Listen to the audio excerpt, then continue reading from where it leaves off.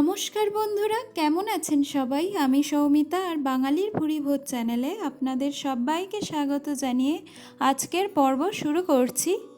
আজকের রেসিপি হলো একটা ভাপা মাছের রেসিপি, যেটা আমি করব স্যামন মাছ দিয়ে। স্যামন মাছের সবথেকে টেস্টিয়েস্ট রেসিপি এই ভাপা মাছটাকে বলা যেতে পারে। যাদের কাছে স্যামন মাছ নেই, অন্য অন্য মাছ দিয়েও ভাপা মাছ হয়, বিভিন্ন ধরনের মাছ দিয়ে। ইলিশের তো সবথেকে বেস্ট, বাট ইলিশের পরে যদি আমার কাছে বলা হয় কোন মাছের ভাপা মাছ সবথেকে ভালো লাগে, আমার কাছে স্যামন মাছের ভাপা মাছটা খুব প্রিয়। চলুন বানানো যাক এই স্যামন মাছ দিয়ে ভাপা মাছ বেঙ্গলি স্টাইলে। স্যামন ভাপা মাছ বানানোর জন্য আমাদের লাগবে মাত্র কয়েকটি উপকরণ। তার মধ্যে হলো সর্ষে, অবশ্যই। আমি এখানে 1.5 চামচের মতো সর্ষে নিয়েছি। এখানে সাদা সর্ষে পাওয়া যায় না, তাই আমি কালো সর্ষে নিয়েছি। আপনাদের কাছে থাকলে হাফ হাফ করে 2 ধরনের সর্ষে নিয়ে নেবেন। আর নিয়েছি 1 চামচের মতো পোস্ত, আর নিয়েছি 2 চামচের মতো নারকেল। এটা ডেসিকেটেড কোকোনাট, আপনাদের কাছে সতেজ নারকেল থাকলে অবশ্যই সেই নারকেল কুড়ো নিয়ে নেবেন। আর লাগবে 1 বড় চামচ টক দই। আর লাগবে চিনি 1 চামচের মতো, অবশ্যই চিনিটা স্কিপ করবেন না।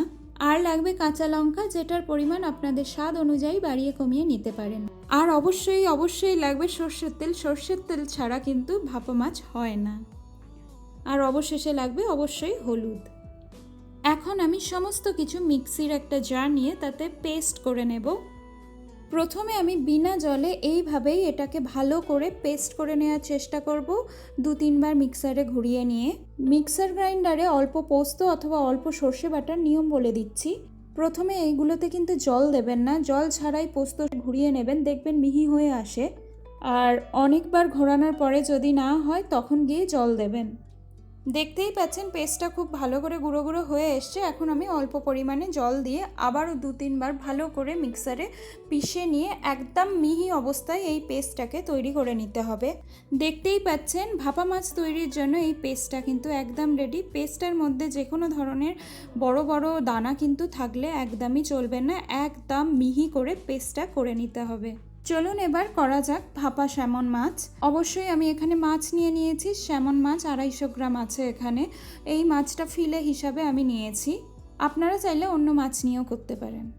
আমি এখানে স্যামন মাছকে একটা বাটির মধ্যে নিয়ে নিয়েছি, টিফিন বক্সের মধ্যে স্টিলের, আপনারা চাইলে অন্যান্য পাত্রেও নিতে পারেন।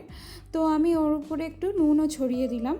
নুনটা ভালো করে মাখানোর পর আমি এর উপরে ওই যে পেস্টটা তৈরি করেছিলাম ওটা দিয়ে দিচ্ছি। আর সর্ষের পেস্টের উপরে আমি কাঁচা লঙ্কা চেরা দিয়ে দিচ্ছি। আর উপর দিয়ে ছড়িয়ে দিচ্ছি অনেকটা পরিমাণে সর্ষের তেল। এটা অন্য কোনো তেল দিয়ে একদম করবেন না। এবারে আমাদের ভাপা মাছ প্রিপারেশনটা একদম তৈরি হয়ে গেছে রান্না করার জন্য। আমি এবার ঢাকনাটা টিফিন বক্সে দিয়ে দিচ্ছি। আমি এটা ওভেনে করছি কারণ আমাকে অন্য কোনো পাত্র যাতে ইউজ করতে না হয়। আপনারা চাইলে জলের মধ্যে সেই জলটাকে গরম করে এটাকে টিফিন বক্সটা বসিয়ে ভাপিয়ে নিতে পারেন। তো ওভেনে করার জন্য বলে দিচ্ছি, এটা আমি 200 ডিগ্রি সেলসিয়াসে প্রিহিট করে নিয়েছিলাম ওভেনটাকে 10 মিনিটের জন্য। এখন এটা 25 থেকে 30 মিনিটের মতো 200 ডিগ্রির মধ্যে থাকবে। তারপরে আমি ওভেনটাকে বন্ধ করে দেব। আর গ্যাসে করলেও সেটা সেম হবে, মোটামুটি আধ ঘন্টার মতো লেগে যায়। জলের মধ্যে দিয়ে স্টিম করে নেবেন। তো আমাদের ভাপা মাছ একদম তৈরি হয়ে গেছে, দেখতে কতটাই সুন্দর লাগছে। এটা কিন্তু ভীষণ হেলদি রেসিপি। এটা মাছ ভাজাও হচ্ছে না, এটা স্টিম মাছ, শরীরের জন্য ভীষণ ভালো। মাছ কিন্তু খাওয়া শরীরের জন্য ভীষণ ভালো।